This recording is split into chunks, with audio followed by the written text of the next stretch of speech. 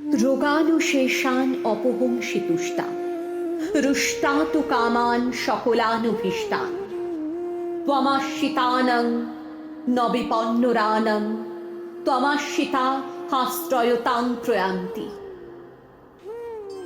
নারায়ণী স্তুতির এই অংশটি যেন শান্তিদায়িনী কৃপাময়ী সারদারই লীলাকৃতির ব্যাখ্যা স্বরূপ।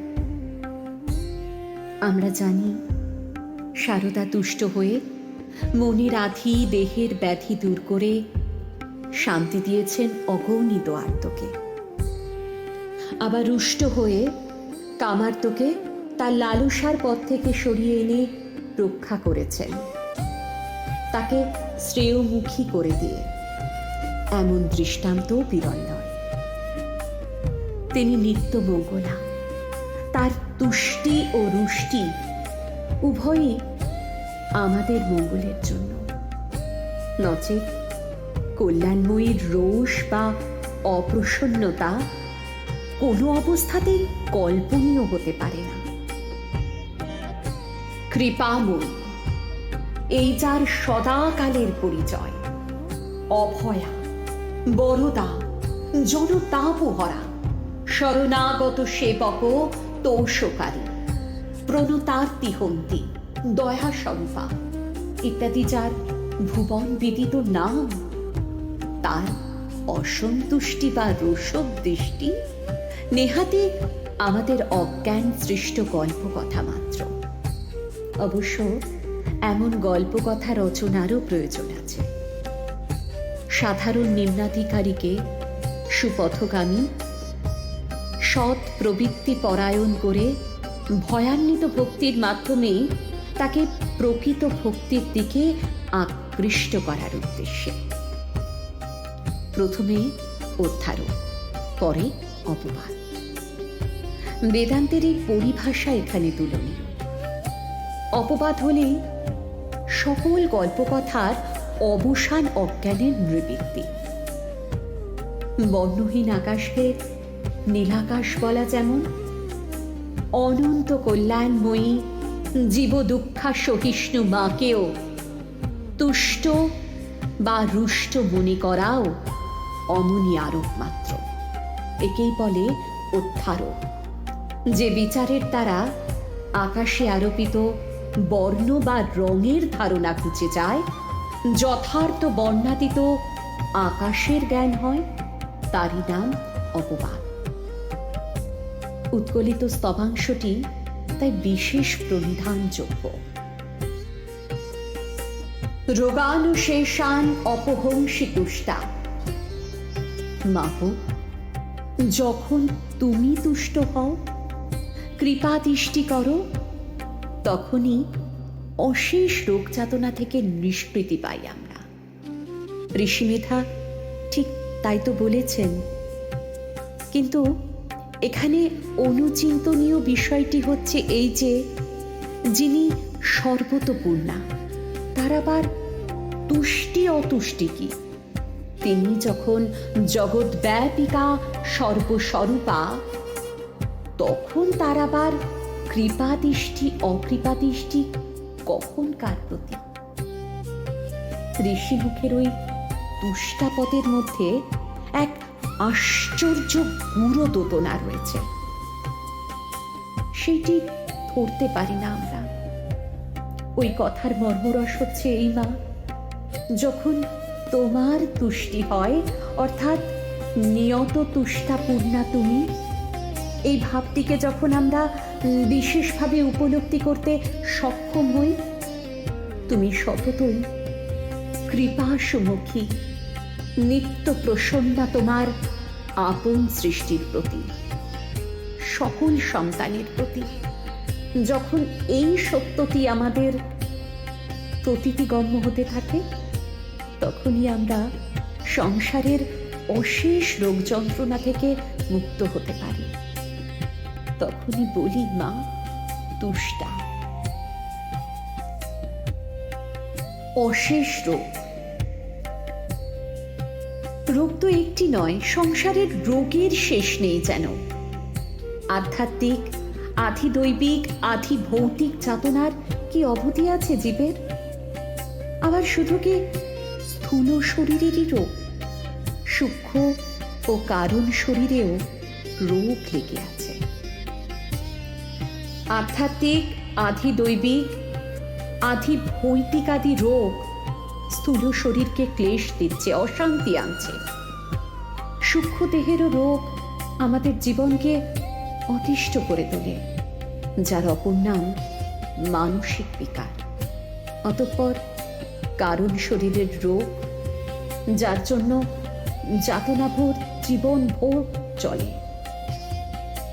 অজ্ঞানী কারণ শরীরের রোগ, যার প্রধান উপসর্গ স্বরূপ বিস্মৃতি, আত্মজ্ঞান তৃষ্ণার অভাব। জগদম্বার প্রসন্ন মূর্তিকে, তার করুণা ঘন তুষ্ট রূপকে যে পারে সদা সকল ব্যাপারে চিত্তে জাগরূপ রাখতে, তার যাবতীয় রোগের নিরাময় শান্তি তো হয়ই, সব বিষয়েতে শুভ হয়, অভ্যুদয় হয়ে থাকে সর্বতোমুখী।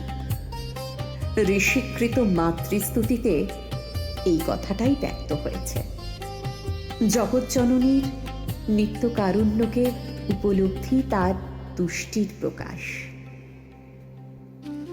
রুষ্টাতু কামান সকলানুভীষ্টান।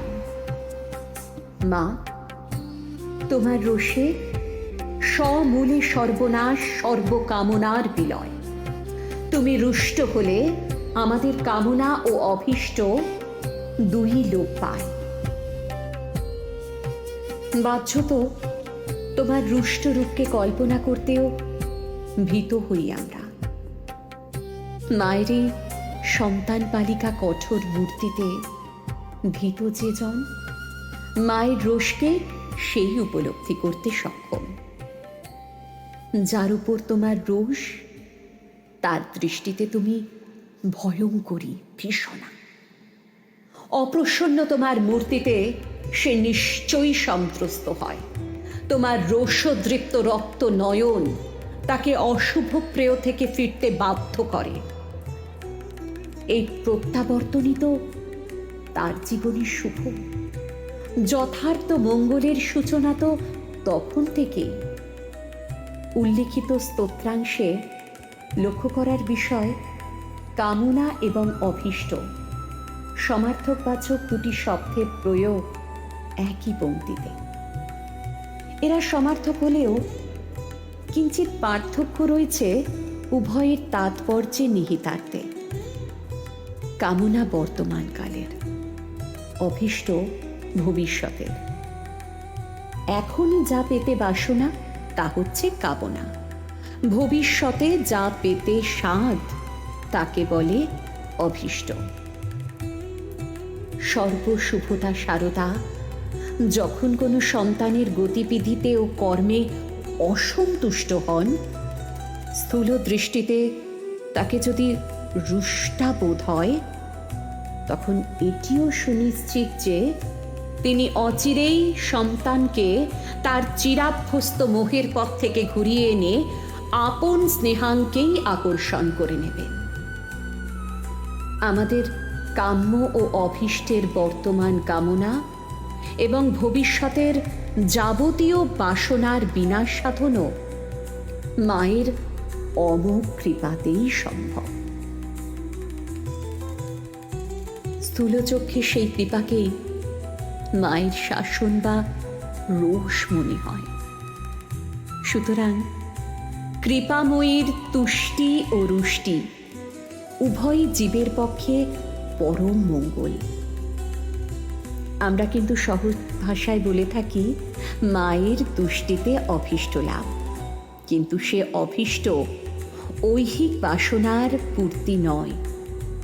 আবার যখন মামুলি মন্তব্য করে থাকি, মা বিরূপ হলে তার রোষে অভীষ্ট নাশ অনিবার্য, তখনও কিন্তু না বুঝেই ঐরূপ বলি আমরা। মায়ের রুষ্টিতে যে বিনষ্টি, তা হচ্ছে ঐহিক কামনার বাসনার।